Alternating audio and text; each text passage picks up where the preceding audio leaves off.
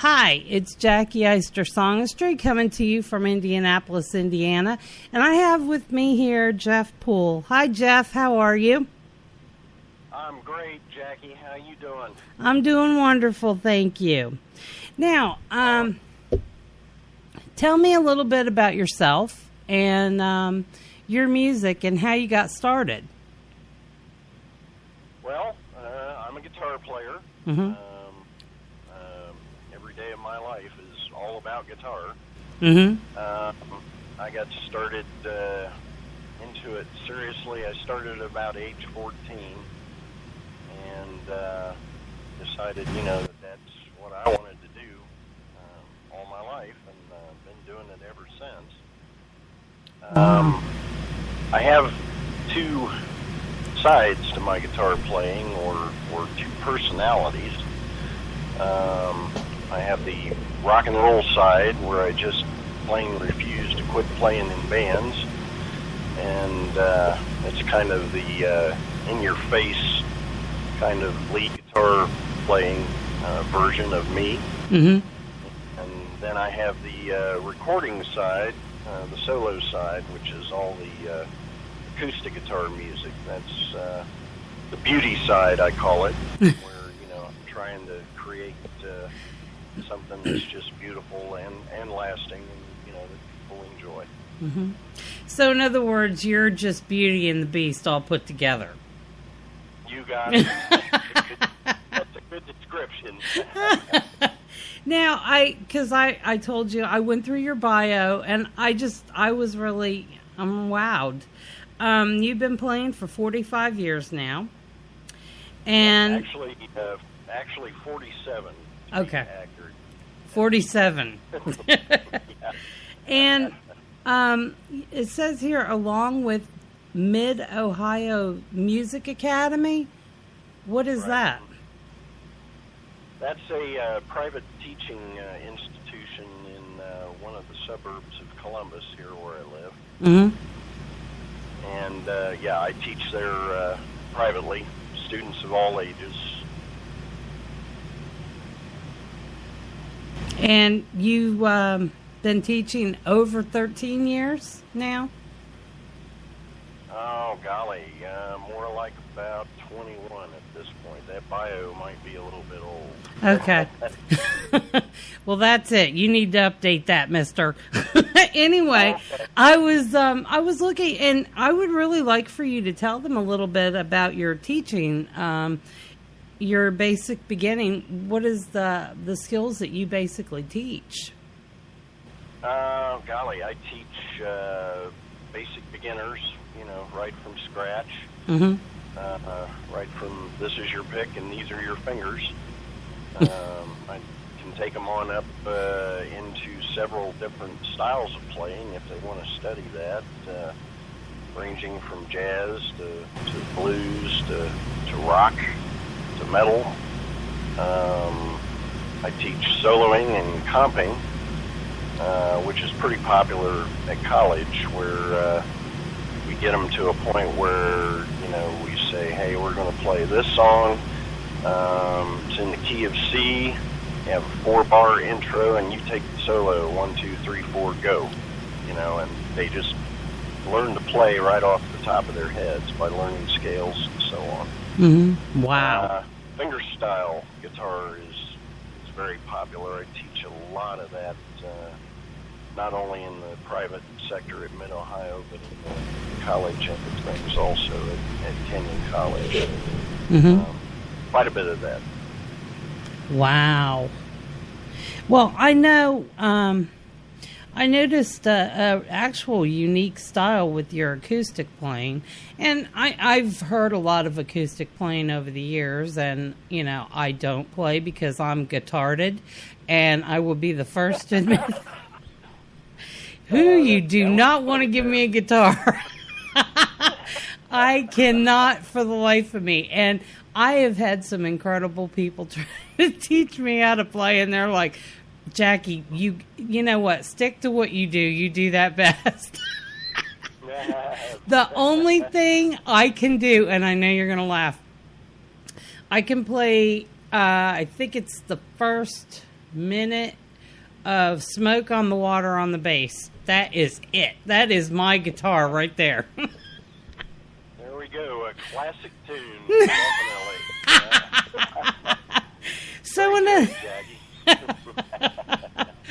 So in other words, you classical guitar, all of that falls underneath of what you do also? In the fingerstyle vein, yeah. I do take them through a lot of classical pieces because I've always believed that the learning of classical fingerstyle guitar playing just puts the beauty in your playing. Really, it teaches you the timing and the interval, what's known as the interval shapes, and so on. It's just essential to being a really good fingerstyle player. So I do teach a lot of that, definitely. Wow. Now, are you self-taught, or did you go to school for music? No, actually, I am self-taught. Went to the School of Hard Knocks to learn my guitar playing. Wow.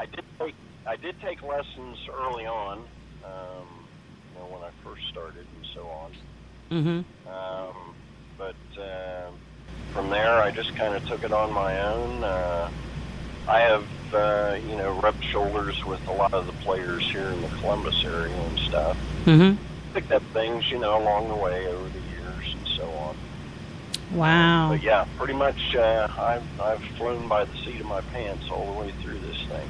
Wow. Now, have you played or opened with any major bands or anything like that? Oh, gosh, over the years, yeah, there have been a few here and there.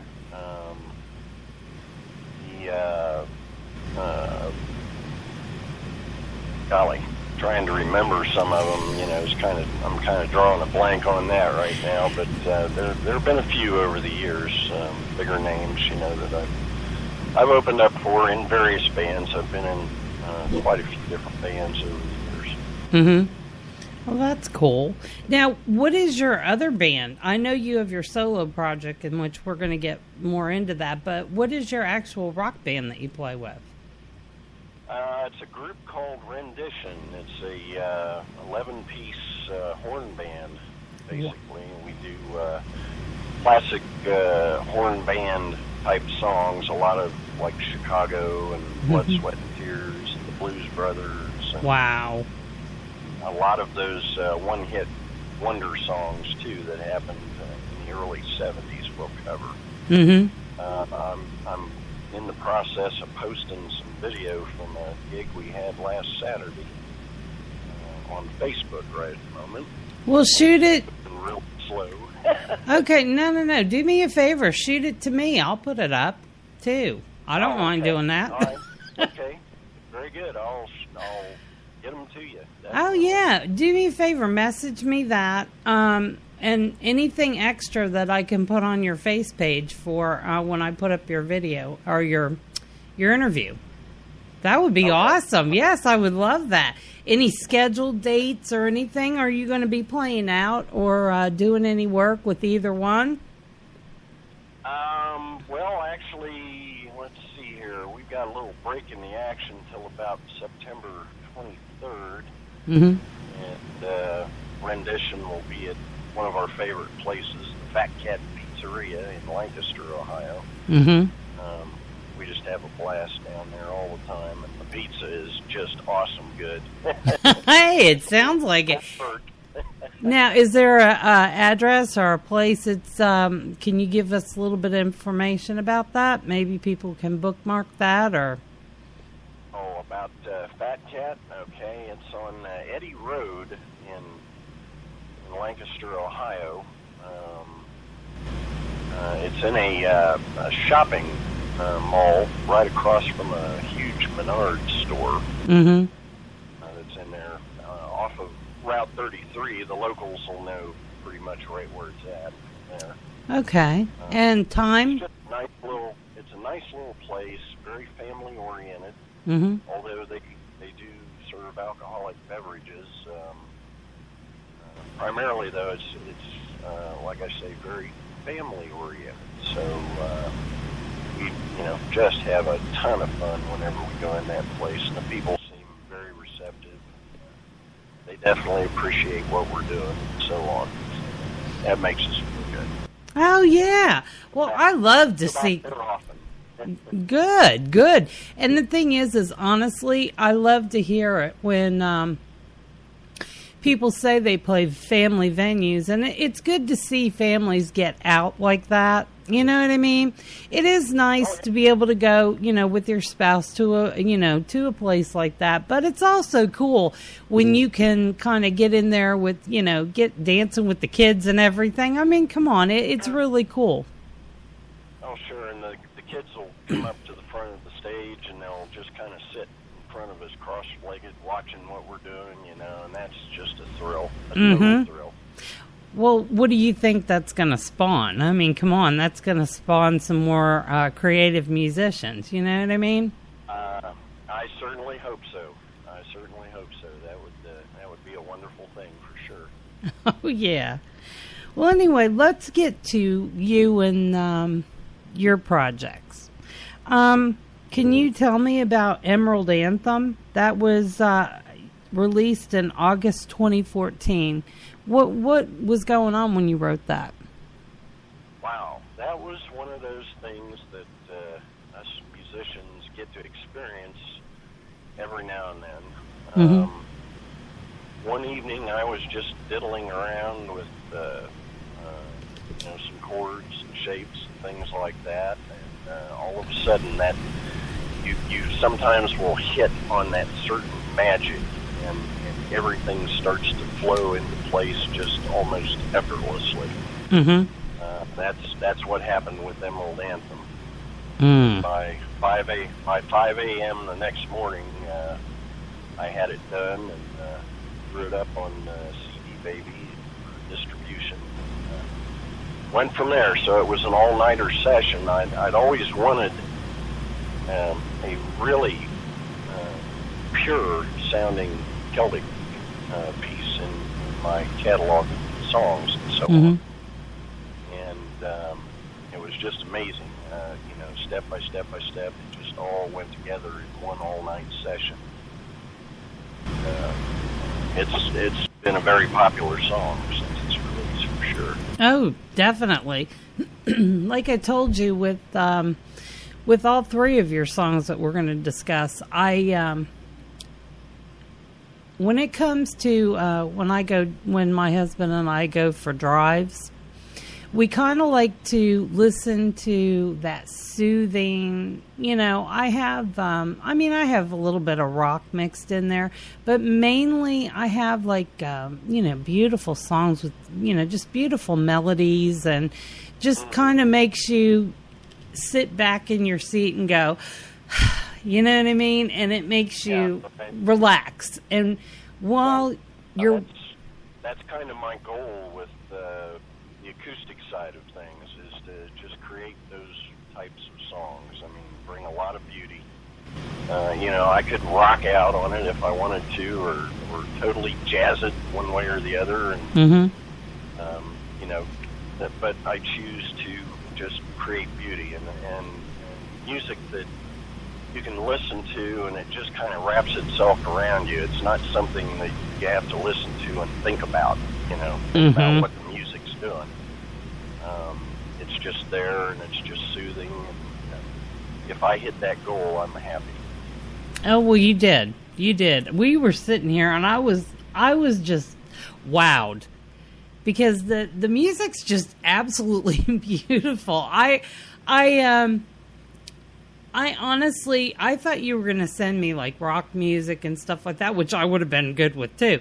But I didn't realize that was the actual type of player that you really were inside. I mean, because even when I read, the information and the bio that you have up, and, what other things I could find out there, that part of you doesn't really come through. And I just want to let you know, I'm very appreciative. Both of us are. I think your music is wonderful. Yeah. Well, thank you so much, Jackie. That means a lot to me, for sure. Oh, you're welcome. Now, let's move on to Candy Dance, and that one was released March 2015. What was going on that you came out with Candy Dance, and where did the name come from? Well, Candy Dance was the first release I had after doing a collaboration song with a Reverb Nation friend of mine. Mm-hmm. Her name was Alice Pompeo Mm. from Rome, Italy. Mm-hmm. And we did a Christmas song together, complete with YouTube videos and all that, between Columbus, Ohio and Rome, Italy. And we have never met yet to this day. So, Wow. After that particular project, I needed to bring something out, that was on my own at that point. And Candy Dance was kind of the next step. It was a song that I'd been working on putting together through the first part of 2015. And I wanted something, that was a little more lively, but yet still, you had those beautiful layers of acoustic guitar song. And the name Candy Dance, I was going to call it Sugar Dance originally. Mm-hmm. And as I was finishing up the song and getting ready to release it, I happened to stumble on another Reverb Nation friend who just released a new song called Sugar Dance. So it was like, oh crap. Gotcha. Turn left here. So I thought, well, sugar, sweet, candy. There you go. So it's Candy Dance. Well, another beautifully written song. To me, it was kind of like a pop acoustic type. Mm-hmm. Yeah, That's, right. That was where I was headed with that, for sure. Mm-hmm. Now, tell me about the song Passion. And it didn't have a release date on it. So when was that released, and, how did that come to be? Passion came out, I believe, August of 2015. Mm-hmm. I think, if I remember right. Passion, basically, is just about my passion for playing guitar. And, all the passion for creating those beautiful layers of guitars and bringing the beauty in the music. And again, in a song that, you don't have to think about when you listen to it. You just kind of let it just soothe you. Mm-hmm. Start passion. And I wanted something with passion, something more towards the jazz end of things. Mm-hmm. To kind of demonstrate some jazz abilities. And so that's what Passion was all about. I'm working on videos for both Candy Dance and Passion at the moment, and just getting absolutely nothing done on them. But But you're working on them. That always. Yeah. Well, see, Passion, I got the jazz, but I also heard folk. Like, I don't know, because I'm going to be honest with you, so many of the musicians and stuff like that I've been going out and picking, and people are like, but Jackie, they're not really one thing or another. I said, right, they're all unique. And this is why when I heard your stuff, I'm like, wait a minute. And because Frankie, when I first I had never recorded jazz or I loved it, but didn't know anything about jazz. And I know when Frank and I started recording together, he started introducing me to all kinds of stuff.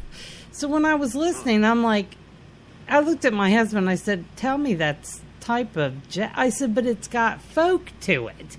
And he just looks at me, he goes, Jackie, you pick some of the most creative people. And it's true. I was just like, so many of the bands, I'm like, okay, wait a minute here. I hear this, but I hear this, and oh my gosh, you guys have such unique qualities to each one of you, but all of your music just comes out in just like such a beautiful, it's like a, I guess you'd want to say like a waterfall of music. And the different, you know what I mean? Like when it hits the bottom and it mixes with everything. And I'm just like, wow, beautiful, beautiful song. That's pretty amazing that you're hearing some folk in there on that. That means I'm doing my job. I'm, taking the you know what? That makes it feel good. Well, you know what makes me feel good is when I hit it dead on and they're like, really? How did you know? And I'm like, whew, okay, I was right about that one. Because I love to listen to music. And when I listen to all of the music, I sit down with my little notebook and I just close my eyes and I go in and I pick certain things. I can pick certain bass runs, drum rolls, this, that. And I'm like, wow, well, this person was doing this and this one was doing that.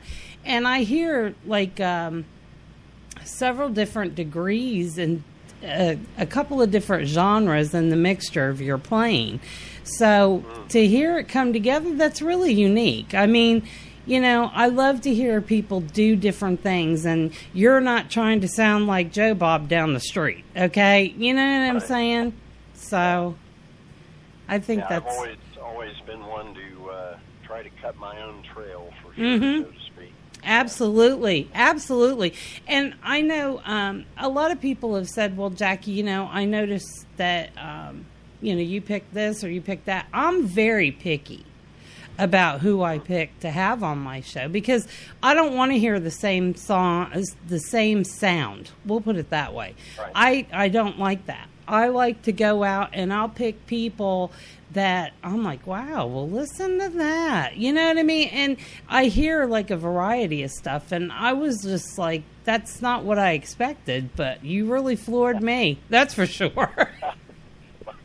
Well, that sounds like that was a good thing, and if that's true, then, I'm happy that you are enjoying it, definitely. Oh, yes. I think the people that listen to my listeners are going to love it. I think you definitely have something that is common for most players, but the thing is I love to hear someone that does their own thing. You know what I mean? You throw up your own color card. Hey, I'm mauve with gray. That's another reason, that I take the acoustic solo end of things that direction because with band rendition, we're doing all cover tunes, and they're fantastic cover tunes, but cover tunes all the same, that someone's done them before. We're throwing up our version of those particular songs. Right. Whereas on the acoustic side, there's no copycatting of anybody anywhere, and that's what I strive to bring to the table. Basically, is those things that you haven't heard in a song anywhere before. Do you do? I heard a little bit, and I can't remember which song. A little bit of a Spanish guitar twist to something. Am I correct in that? Spanish could have been. I think it was, if I'm not mistaken, would it have been Emerald Anthem? There could be some Spanish style, maybe a scale run that's in there that might remind you of a Spanish style song. Yeah. Okay. I was thinking it might be the one. Okay. What about flamenco? Have you ever, do you play flamenco or listen to it? I love flamenco guitar playing, and I play at it. And a lot of my college kids will come to me and go, I want to learn how to play flamenco guitar. And I'll look at them and go, yeah, I understand. So do I. Because there really is no methodology out there in print, in publication, to be able to take them into, to teach them that style of playing. It's very closely guarded. The flamming of the strings and things that you do with your right hand Mm-hmm. Very closely guarded. Just almost have to watch a video of a true flamenco player to even try to pick up on any of the methodology that's used to play flamenco guitar. What it's about? A tough one, but yeah, I love it. I love it totally. Have you ever heard of Jesse Cook? Jesse Cook. No, he's he's from Canada, and if you get a chance to look him up, Jesse, Jesse Cook, Cook. Oh my goodness, flamenco player. He started in jazz, and I just because when I hear of people that teach guitar, and your acoustic playing is just beautiful, and if you listen to his stuff, you're going to hear something similar to what you play. I mean, similar, not even just similar, a little touch there. But because, again, you're very unique in what you do, and that's why I liked your music so much, Well, thank you. Thank you so much. And I'll look Jesse up because, I'd love to hear him play for sure. Yeah, I actually had friended his, I think it's his manager on my one, I think it's on Jackie Oyster Songistry on Facebook. You may be able to put it in and it'll show that I'm a fan of his, but oh my goodness, really, really good player. But anyway, getting back to you, do you go out and play any of your own stuff? I used to. I really have kind of gotten away from that back when the coffee houses were very popular around 2001, 2002, 2003 in that area. Mm-hmm. I would go out and do the solo thing. Wow. But the recording, I've started heading in a direction, and it started right about that time where I started doing things that are just almost impossible to go out and recreate. Right. In person. Right. Layers of guitar tracks, things like that. But I've kind of subscribed to Jimi Hendrix's viewpoint on all of it. He always used the recording studio as his artist palette. Right. And created all of those things that were pretty much, impossible for him to go out live and play. Right. Then, on the live side, he had, again, that, just built his live side to a point where he was in your face totally. Mm-hmm. And that's how he handled the live side. So, yeah, I've kind of followed his roadmap on as far as that goes, for sure. Okay, so we're not upside down left?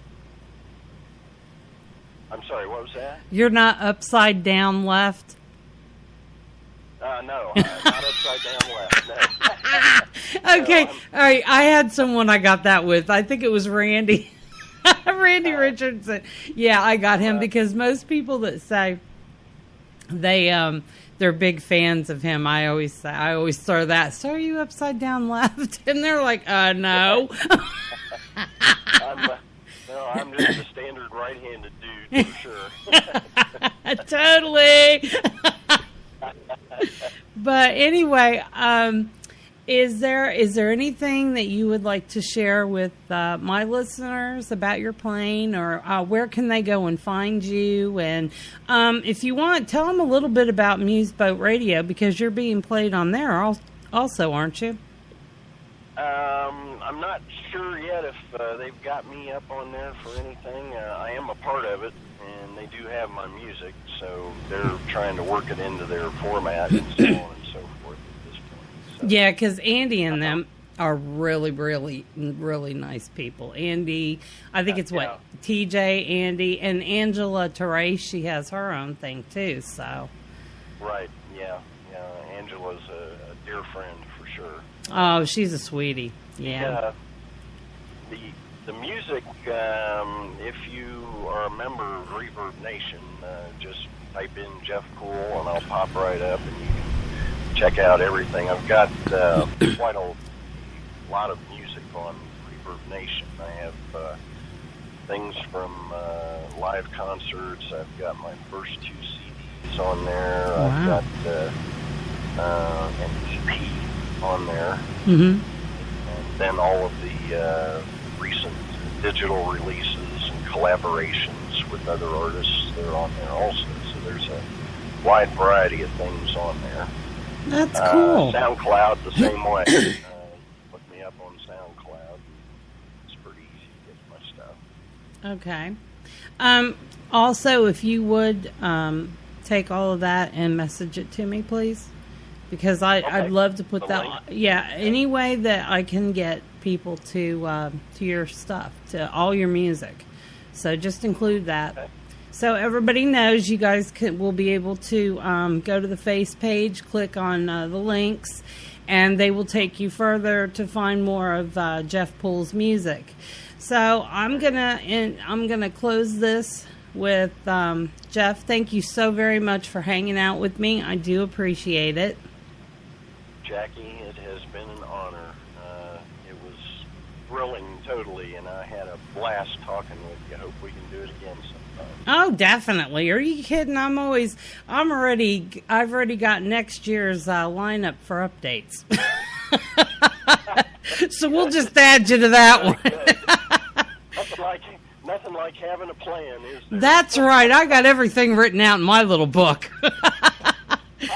So, and folks, I'm going to let you know the first song that I'm going to play by Jeff Poole will be Emerald Anthem. The second song will be Candy Dance, and the third song will be Passion.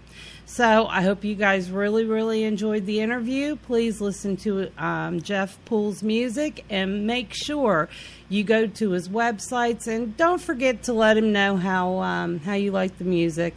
And thank you again for hanging with me, Jeff. I really do appreciate it, sweetheart. Thank you, Jackie. Have a great rest of your day, okay? I will, thank you. And this is Jackie Eister Songistry saying goodbye.